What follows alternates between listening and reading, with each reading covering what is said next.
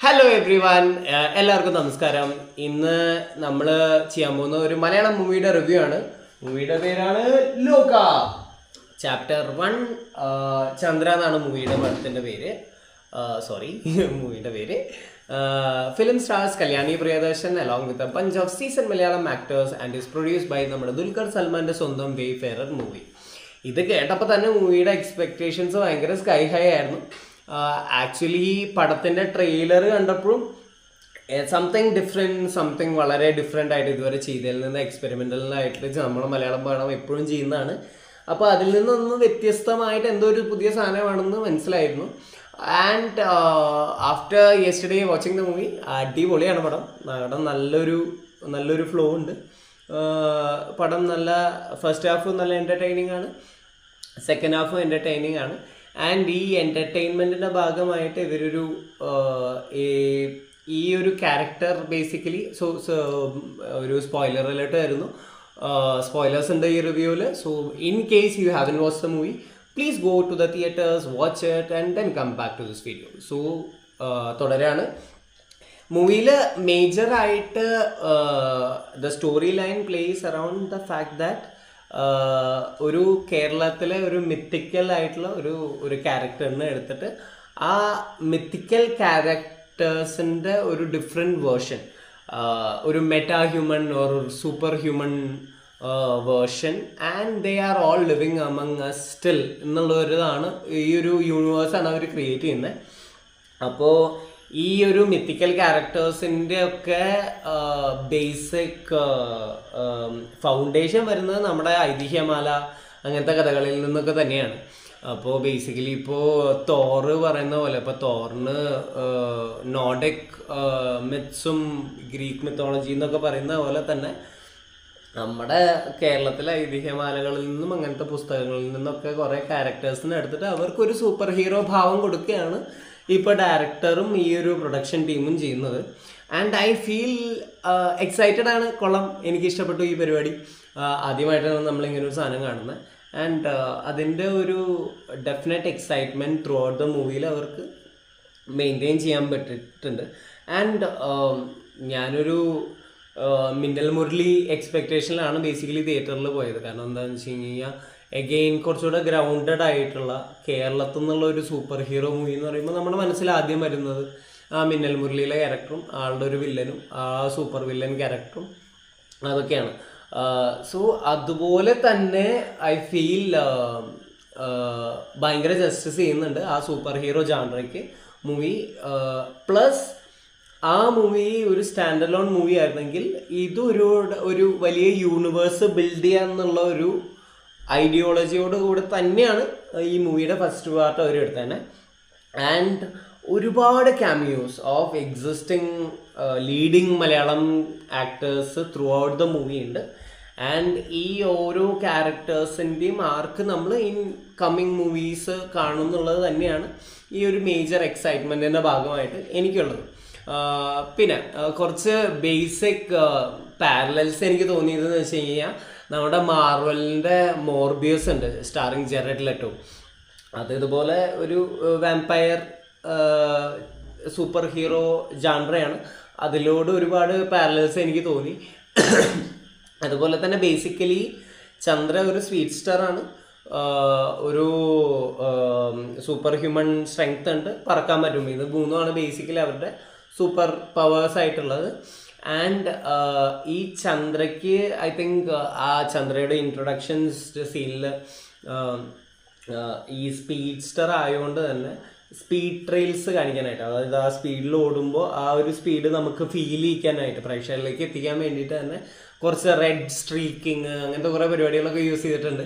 കുറച്ച് ഫ്ലാഷ് പോലെയൊക്കെ തോന്നി, എവിടെയൊക്കെയോ എന്തുപോലെയൊക്കെയോ. പിന്നെ ഉള്ളതെന്ന് വെച്ച് കഴിഞ്ഞാൽ ഇതിൽ അവസാനത്തിലൊരു മേജർ സൂപ്പർ സ്റ്റാറിൻ്റെ ഒരു ക്യാമിയോ ഉണ്ട്. You will understand after watching the movie ഇത് ആരുടെ കുറിച്ചാണ് ഞാൻ ഉദ്ദേശിച്ചത്.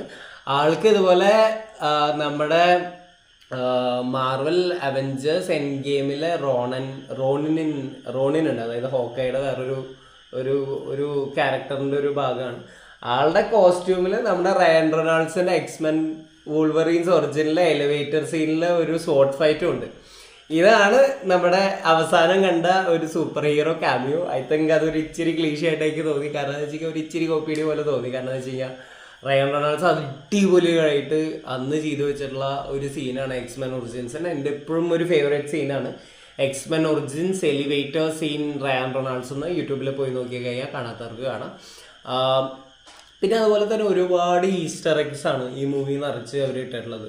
പെയിൻറ്റിങ്സ് ആവട്ടെ, ചില സിംബോളജികളാവട്ടെ, സിമ്പിൾസ് യൂസ് ചെയ്തതാവട്ടെ, ക്യാരക്ടേഴ്സിനെ യൂസ് ചെയ്തതാവട്ടെ, ക്യാരക്ടേഴ്സിൻ്റെ ഫേസ് കാണിക്കാണ്ട് ക്യാരക്ടേഴ്സിൻ്റെ ബാക്ക്ഗ്രൗണ്ട് പറയുന്നതാവട്ടെ, പിന്നെ കുറേ കാര്യങ്ങളും. പിന്നെ അതുപോലെ തന്നെ ഇതിൽ ഫ്ലാഷ് ബാക്ക് സ്റ്റോറി പറഞ്ഞ് ഈ ഒരു ക്യാരക്ടറിൻ്റെ റൂട്ട്സിനെ ഗ്രൗണ്ട് ചെയ്യുന്ന ഭാഗത്തിലെത്തുമ്പോൾ ഐ തിങ്ക് അതൊക്കെ അടിപൊളിയായിട്ടുണ്ട്. ആ ഒരു ഫ്ലാഷ് ബാക്കിനെ ഇത് ചെയ്തതും എങ്ങനെ അവർ ആ ഫ്ലാഷ് ബാക്കിനേക്ക് ഇപ്പോഴേക്ക് കണക്ട് ചെയ്തു എന്നുള്ളതും ആ ഫ്ലാഷ് ബാക്കിലെ ക്യാരക്ടേഴ്സിന് തന്നെ ഒരുപാട് കഥകൾ ഇനിയും പറയാനുണ്ട്. ആ സമയത്ത് നടന്നത് വേറെ വേറെ കാര്യങ്ങളാണെന്നുള്ളതൊക്കെയാണ് ഇതിൻ്റെ ഒരു ബാക്ക്ലോഗായിട്ട് പറയുന്നത്. പിന്നെ ഈ ഇപ്പോൾ ചന്ദ്ര ബേസിക്കലി ഇമ്മോർട്ടലാണ്. സോ അതിൻ്റെ ഒരു പാരലൽ എന്താണെന്ന് വെച്ച് കഴിഞ്ഞാൽ ഇപ്പോൾ വണ്ടർ വുമൺ 1984 പറഞ്ഞ പോലെ പണ്ടുണ്ടായിരുന്ന ഒരു ഒരു ഒരു love story, sad ending one, അതുപോലെ അയാളെ മിസ് ചെയ്യുന്നു, അതുപോലെ 1-2 പാരലൽസ് 1984 പോലെ വണ്ടർ വുമൺ പോലെ എനിക്ക് തോന്നി. പിന്നെ ഏറ്റവും അടിപൊളിയായിട്ട് എനിക്കും വൈഫിനും തോന്നിയത് എന്താണെന്ന് വെച്ച് കഴിഞ്ഞാൽ നസ്ലിൻ്റെയും അതുപോലെ ചന്തു സലീം കുമാറിൻ്റെയും ക്യാരക്ടേഴ്സാണ്. ഇവരാണ് ബേസിക്കലി നമ്മളെ through out the movie ground ചെയ്ത് കുറച്ചുകൂടെ റിയാലിറ്റിയിലേക്കൊക്കെ തന്ന് ഒരു റിയാലിറ്റി ചെക്കൊക്കെ തന്ന് ചില കാര്യങ്ങൾ കേൾക്കുമ്പോൾ ബോധം കെട്ട് വീണ് ചോര കണ്ടു കഴിഞ്ഞാൽ പേടിച്ച് കുറച്ചൊരു പ്രേക്ഷകൻ്റെ പോലെ ഒരു സിമ്പിളായിട്ടുള്ള മനുഷ്യനെ പോലെ ഈ ഒരു ആക്ടേഴ്സിൻ്റെ പ്രഭാവം നന്നായിട്ട് കാണാനുണ്ട്. അപ്പം അതുപോലെ തന്നെ ചന്തു സലീം കുമാറിനെ കുറിച്ച് പറയാനാണെന്നുണ്ടെങ്കിൽ ആളുടെ കുറേ ചില ഷോട്ടുകളിലും ചില സീനിലുള്ള മുഖത്തിൻ്റെ പിടുത്തവും അതുപോലെ തന്നെ അഭിനയവും ഒക്കെ സലീം കുമാറേട്ടൻ്റെ ആ ഒരു നല്ല നാളുകളിലെ പുലിവാൽ കല്യാണത്തിൽ അതുപോലെ അങ്ങനെ കുറേ സിനിമകൾ ഓർക്കാൻ നമുക്ക് ഓർമ്മിപ്പിക്കുന്നുണ്ട്.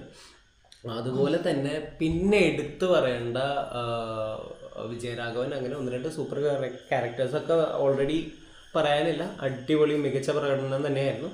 അതുപോലെ ഏറ്റവും സൂപ്പറായിട്ട് ഞങ്ങൾക്ക് ഭയങ്കര ഇമ്പ്രസ്ഡ് ആയിട്ട് തോന്നിയത് ഈ പടത്തിലെ വില്ലൻ തന്നെയാണ്.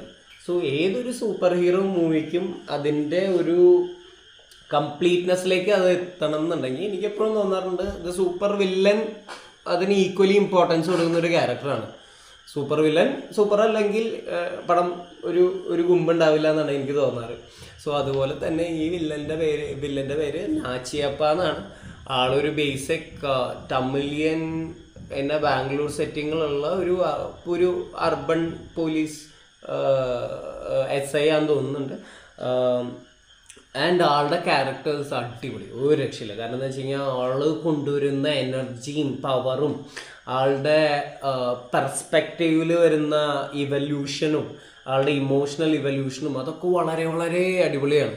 ആൻഡ് ആള് സ്വയം ദൈവമാണെന്ന് പറഞ്ഞിട്ട് ആളെ എലിവേറ്റ് ചെയ്യുന്ന ഒരു സീനൊക്കെ ഉണ്ട്. അതൊക്കെ വളരെ കിടിലമാണ്. അതുപോലെ തന്നെ ത്രൂ ഔട്ട് ദ എൻഡ് ആള് കൊണ്ടുവരുന്ന ആ ഒരു മിസ്റ്റീരിയസ് ആ ഒരു എനർജി ഉണ്ട്, അതും നന്നായിട്ടുണ്ട് ഈ മൂവിയിൽ. അതുപോലെ തന്നെ നമുക്ക് തോന്നിയിട്ടുള്ളതെന്ന് വെച്ച് കഴിഞ്ഞാൽ ഐ തിങ്ക് നാച്ചിയപ്പ അടിപൊളിയായിരുന്നു, നസ്ലിൻ അടിപൊളിയായിരുന്നു, ചന്തു സലീം കുമാർ അടിപൊളിയായിരുന്നു, Priyadarshan Kalyani I feel should have done A little more better. അതെൻ്റെ പേഴ്സണൽ ഒപ്പീനിയനാണ്. നിങ്ങൾക്ക് തിരിച്ച് അഭിപ്രായം ഉണ്ടെങ്കിൽ ഡെഫിനറ്റ്ലി കമൻറ്റ് ചെയ്യാം, ഞാൻ നിങ്ങളുടെ ഇതും കേൾക്കാൻ റെഡിയാണ്. ബട്ട് ഐ തിങ്ക് ഒരു സൂപ്പർ ഹീറോ ക്യാരക്ടറിനെ അഭിനയിച്ച് ഫലിപ്പിക്കാനായിട്ട് ഒരുപാട് ഹോളിവുഡ് മൂവീസിലും നമ്മുടെ ബോളിവുഡ് ആക്ട്രസ്മാരൊക്കെ അഭിനയിച്ച് പലപ്പോഴും പാളുന്ന ഒരു സംഭവം എന്താണെന്ന് വെച്ച് കഴിഞ്ഞാൽ അവരുടെ പോക്കർ ഫേസാണ്. അഭിനയിക്കേണ്ടാത്ത സ്ഥലങ്ങളിലും മുഖം എങ്ങനെ കീപ്പ് ചെയ്യുന്നു, എന്ത് ഫേഷ്യൽ എക്സ്പ്രഷൻസ് ആണ് ഇടുന്നത് എന്നുള്ളതും ഈക്വലി ഇമ്പോർട്ടൻ്റ് ആണ്. ആൻഡ് ഒരുപാട് ഡയലോഗുകൾ ഇല്ലാത്ത, ഒരുപാട് മിസ്റ്ററികൾ കൊടുക്കുന്ന ഒരു ക്യാരക്ടറാണ് ഈ ഒരു ചന്ദ്രയുടെ ക്യാരക്ടർ.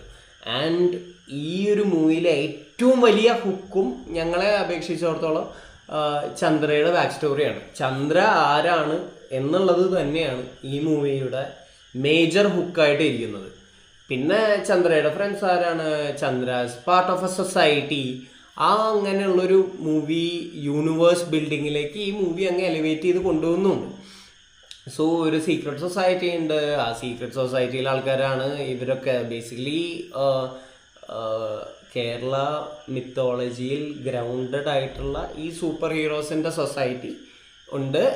ദേ ലിവ് അമങ് അസ്. അത് പിന്നെ ഇടയ്ക്കിടയ്ക്ക് എടുത്ത് പറയുന്നുണ്ട്, ദേ ലിവ് അമങ് അസ് എന്നുള്ള ഒരു സാധനം കുറച്ചുകൂടെ ഇതായിട്ട് പറയുന്നുണ്ട്.